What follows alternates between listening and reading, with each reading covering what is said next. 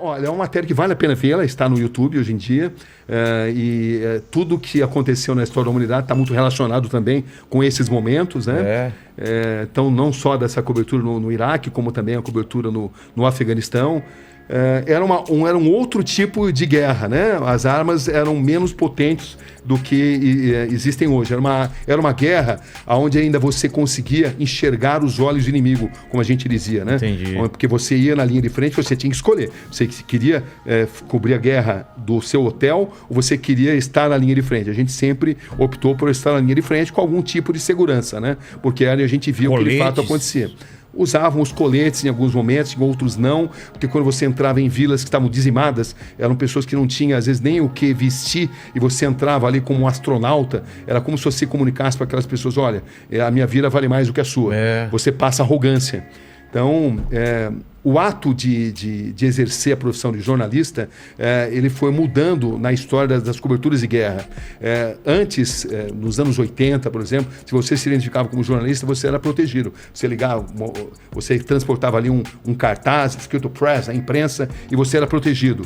Mas se fosse uma regra, tipo... Exatamente, mas a partir da guerra na Bósnia, isso mudou, porque os franco-atiradores passaram a alvejar jornalistas. E já na guerra do Iraque, jornalistas passaram... que era jornalista. Sabendo que era jornalista. Isso aconteceu muitas vezes. Jornalistas passaram a ser alvejados porque passaram a ser responsabilizados por uma propaganda, especialmente contra os sérvios, né? Entendi. Os sérvios começaram a achar que havia uma campanha muito grande na imprensa internacional e começaram a alvejar, eles começaram a se divertir atirando em jornalistas. E já no Iraque, jornalistas passaram a ser moeda de troca para sequestro. Entendi. Jornalistas passaram a ser sequestrados, jornalistas passaram a representar... Prisioneiros de guerra. Prisioneiros de guerra, passaram a significar dinheiro. Então, para você saber como você deve se portar, você precisa saber em que terreno você está pisando. Em alguns lugares compensa você se identificar como jornalista, em alguns lugares é fundamental você usar todo o aparato, colete, capacete, é importante, em outros não, porque você vai passar uma mensagem, se misturar, se infiltrar melhor. Então, o que vai determinar isso é o conhecimento do terreno. Entendi. Saber onde você está pisando. E da situação política que está acontecendo. Exatamente. Você me mostrou uma foto agora com uma roupa típica do Afeganistão. O Perhan Turban. Isso você ganhou deles? Você compra? Isso eu comecei a fazer várias entrevistas logo na minha chegada. Pra gente mostrar? A gente mostra aqui essa foto que você me mostrou. Tem sim. Eu fiz inclusive, porque foi o seguinte, quando eu cheguei lá, eu fiz algumas entrevistas onde talibãs disseram que só não nos matavam, eu e o meu cinegrafista, porque eles não tinham ordem, porque senão eles nos matariam pelo simples fato de nós não sermos muçulmanos. E um rapaz que eu conheci ali localmente, que era muito inteligente, intelectualizado e que serviu como tradutor, né? Ele falava inglês muito bem, e falava também o Dari, que é o persa, e falava o pashtun, que é a língua predominante entre os talibãs, e ele me aconselhou a usar essa roupa. Deixa eu ver. Que é essa. Opa, peraí que estava aqui. Usar essa roupa que chama-se Perhan Turban, justamente porque chamaria menos atenção. É isso daqui. Tá pegando aí, Mandíbula?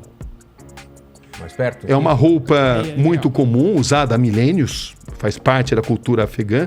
Uma cultura que tem muito orgulho em que pese ter sido invadida milhares de vezes. Entendeu? Alexandre o Grande invadiu, Gengis Khan invadiu, o Império Britânico invadiu, o Império Soviético, o Império Americano, mas eles jamais foram colonizados. E eles têm muito orgulho disso, eles nunca foram aculturados. Entendi. Eles mantêm até hoje a Eles têm esse orgulho, exatamente. Então, o Talibã é apenas um dos grupos, né? A gente não pode julgar afegãos apenas pelo Talibã e não pode não pode julgar o Talibã sob uma ótica maniqueísta. Temos que saber que o Talibã, eles têm uma visão tribal do Alcorão, uma parte, essa interpretação radical da Sharia, que é a lei islâmica, ela tem um peso muito forte dos usos e costumes tribais. Entendi. E por isso que eles são tão radicais. Mas se você comparar o ISIS-K que é uma vertente do Estado Islâmico, né? E que nasceu ali naquela região, e que hoje é o principal inimigo do Talibã. O ISIS-K é muito mais radical, porque o ISIS-K prega a formação de um grande Estado muçulmano, onde qualquer sociedade não muçulmana seja considerada inimiga. E deve ser o eliminada? Talibã já não. O Talibã já prega que um Estado islâmico é dentro do território deles, entendeu? Ah, tá. Então eles são, embora os dois sejam sunitas, tanto o ISIS-K quanto o Talibã sejam sunitas, eles têm visões bem diferentes, né, daquilo que deva ser feito. Se você comparar com o ISIS-K, o Talibã é mais moderado. E o Talibã, de moderado, não tem nada. É só ver o que eles fazem com as mulheres, cerceiam os direitos das mulheres, a interpretação radical da Sharia, cortam as mãos daqueles não muçulmanos, dos que roubam. Todo ladrão vai ter a sua mão cortada. Entendeu? Quando o Talibã assume o poder, existe um fenômeno que acontece imediatamente, que é a queda de criminalidade comum. Pela interpretação da Sharia, pela implementação da Sharia. Entendeu? Sabe aquele momento que você fica olhando pro seu canal no YouTube pra ver se chegou algum inscrito, né? Você fica dando refresh pra ver se chegou alguém e parece que seu canal não cresce?